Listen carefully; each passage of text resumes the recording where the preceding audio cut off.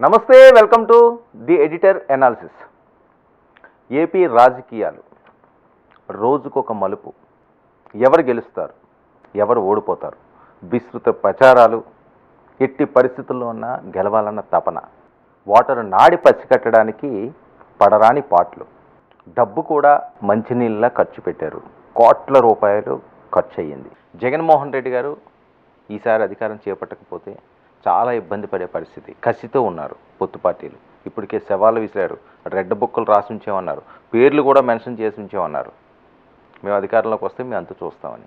అధికారంగా రాకపోతే వైఎస్ఆర్సీపీకి పరిస్థితి ఎలా ఉంటుంది ఊహించడానికే ఆంధ్రప్రదేశ్ రాజకీయాలు అందని విధంగా ఉన్నాయనొచ్చేమో.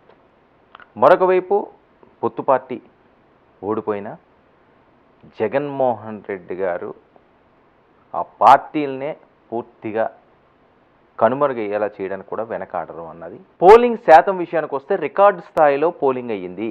గత ఎన్నికలతో పోలిస్తే మంచి పోలింగ్ శాతం ఈసారి నమోదవడం జరిగింది. ముఖ్యంగా జనసేన పోటీ చేస్తున్న 21 స్థానాల్లో పోలింగ్ శాతం ఏ రకంగా ఉంది వివరంగా తెలుసుకునే ప్రయత్నం చేద్దాం. అంతేకాకుండా అక్కడ గెలుపోవటంలో కూడా ఒకసారి పరిశీలిద్దాం. అవనిగడ్డకి వచ్చేసరికల్లా మండలి బుద్ధప్రసాద్ గారు సీనియర్ రాజకీయ నాయకులు, మంచివారు, సౌమ్యుడు. ఆయన మీద సింహాద్రి రమేష్ బాబు, ఈయన కూడా పొలిటికల్ బ్యాక్గ్రౌండ్ నుంచి వచ్చిన వాళ్ళు, నువ్వా నేనా అన్నట్లుగానే వీళ్ళిద్దరి మధ్యన కూడా పోటీ ఉంటుంది. అయితే 2019లో 88.1% పోలింగ్ అయితే 24లో 86.18%. అంటే 2% తగ్గింది. ఇప్పుడు వరకు మనం పెంచుకున్నాయి చేసాం, ఆ పెంచింది ఎవరికి ప్లస్ ఎవరికి మైనస్ అన్నది. ఇప్పుడు తగ్గింది ఎవరు పుట్టుముంచిపోతున్నది. ఇక్కడికి వచ్చేసరికల్లా తారుమారు అవుతుంది.